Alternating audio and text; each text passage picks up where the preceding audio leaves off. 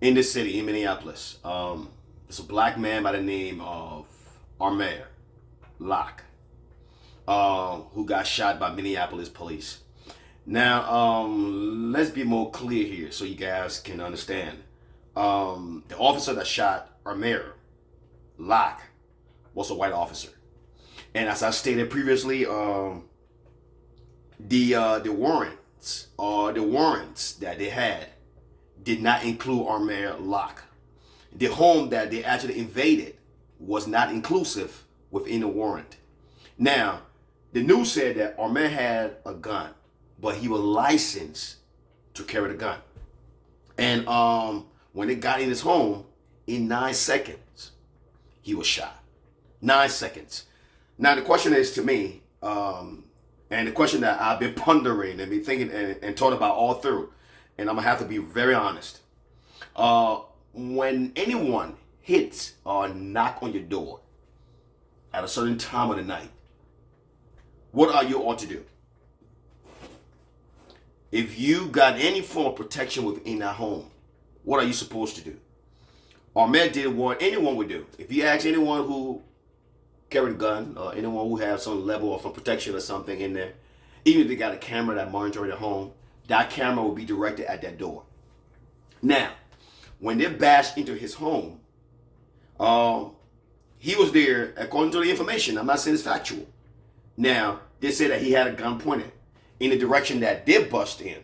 Now, first of all, they burst into the wrong home, so automatically he had a right to have a gun pointed at that direction, within that direction. And when it got in 9 seconds, he got shot.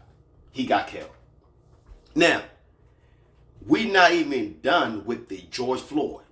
Because right now, as I speak, there are 3 police officers that assisted in the death of George Floyd. And the trial right now is on.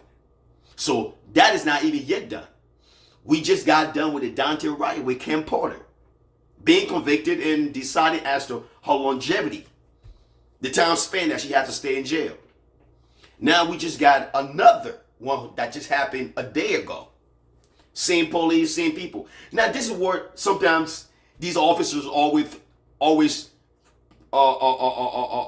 think that the adjective that I used should not be used because it portrayed them in a negative sense.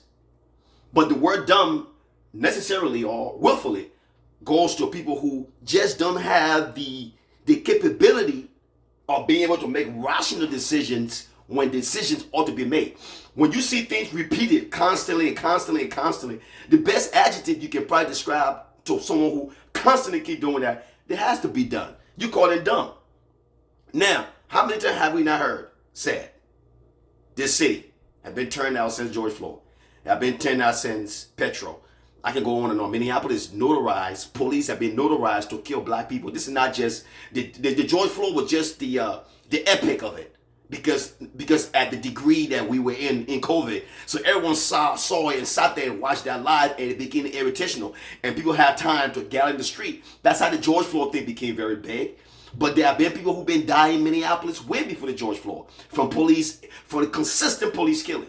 And for me, who've been in this state, 67 times I've been stopped in this state by police officer, by white police officer, 67 times. I've stated that over and over again.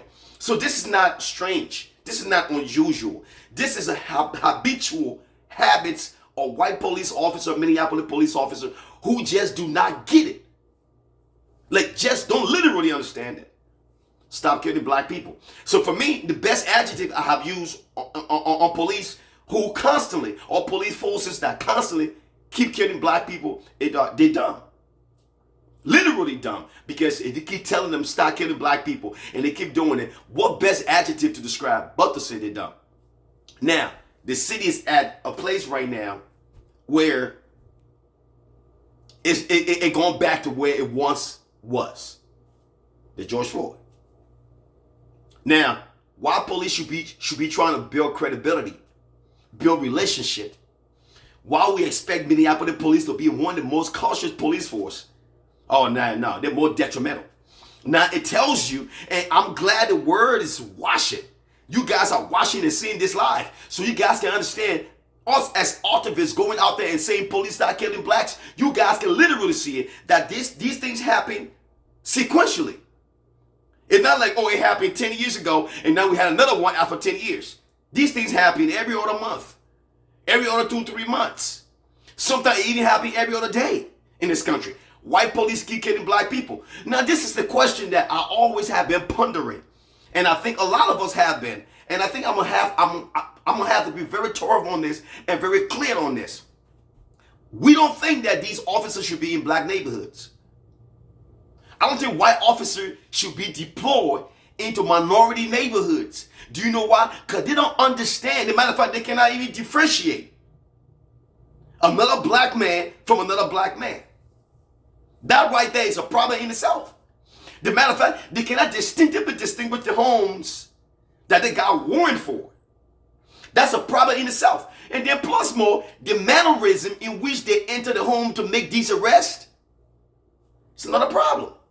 You got racist people who are strapped in uniform with the intent to inflict and harm people of color. Look, if this warrant, we have seen warrant for white people in white neighborhoods, and those warrants, we watch those warrants happen live. Go to their homes, make these arrests, cuff this individual, camera is there, walk these individuals to the car, to jail, and until the term for court. We've seen that. We don't see this same peaceful warrant arrest for black people. Whenever police are going to black neighborhood, look, their intent, and I'm gonna say again, I don't care whether it's paraphrased, whether it's being edited and being described in whatever context, I really don't care. I just think that police intent, white police intent in black neighborhood is that when one goes down or when one is attacked or if one commits a crime, it means that everyone in that neighborhood should feel the full weight, which is unfair. Let me say again. That is their intent. We're not just going to go to that door 10820 and knock on that door and make a peaceful arrest. No, we are going to make sure not just that whole block, that whole neighborhood, that whole community get feel the full weight for one incident that one person committed in that neighborhood. Those same attitude does not go to white people in white neighborhoods. They will go specifically to that home and make that arrest, and then the rest of the other white people are at peace. Why can't that same equilibrium, that same attitude be applied to black neighborhoods? Why the next door neighbor who is black should feel the full weight of police lights and police loud noise banging on their doors that is affecting other black people, because the intent is to inflict trauma in black neighborhoods. But like I said it again, those officers who are actually killing black people unnecessarily should serve 25 years and plus. Because let me say again, in order for these folks to get the message to their head, because white police don't think that when they commit a crime against black people, they ought to feel the full weight. No, because you know what? Society, the system has given police the authority to infringe on the rights of black people and don't really be penalized. But the time has come when it will be reversed. That killing black people will carry the same full weight as killing any other race of people. Because that way, they will be very cautious whenever they're making an arrest or let me say again, or whenever they get a warrant, they'll be very cautious as to how they make these arrests. Because not only their life is at stake, their livelihood is at stake, their family is at stake, and plus more, they got years over their head. Black officers are very cautious of going to white neighborhoods. Do you know why black officers are cautious of going to white neighborhoods and making an arrest? Because they got 20, 30, 40 years over their head if they violate or if they cause anything out of proportion over there. How many times we see black officers going to make an arrest in a white neighborhood? They don't want to do that because they understand the longevity of the time span that they're going to stay in jail just in case something go out of place. White officers should have that same mentality that if I make that arrest in that black neighborhood and things does not fall in line, I'm going to stay 25, 30 years in life in prison. Equal balance, Equal, no, let me say, white men or white race are not better than black people. And that message got to go through their head to understand that we have the full equal right. And that's the reason why, as activists, that message on social media will be an emphasis. Or will emphasize that white lives is not better than black lives. It had never been, it will never be. Once white police officers understand that, they're in a state of check. Let me say again, they are in a state of what? Check. Because nobody had ever checked white police officer. But now, society, now it's time, not just the next generation. Now we are putting these folks behind bars to understand that no, you are not above the law. You are not going to infringe on the right of a black man when you cannot infringe on the right or on a race of people. No, not at all.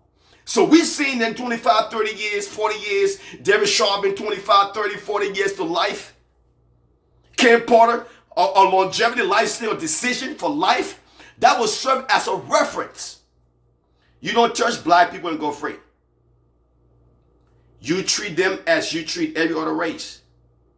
Once white police officer can implant that within the head, they'll be very cautious how they go into black neighborhoods and how they approach black people, and it will make feasible arrests just as they do in other neighborhoods. I love you. God bless.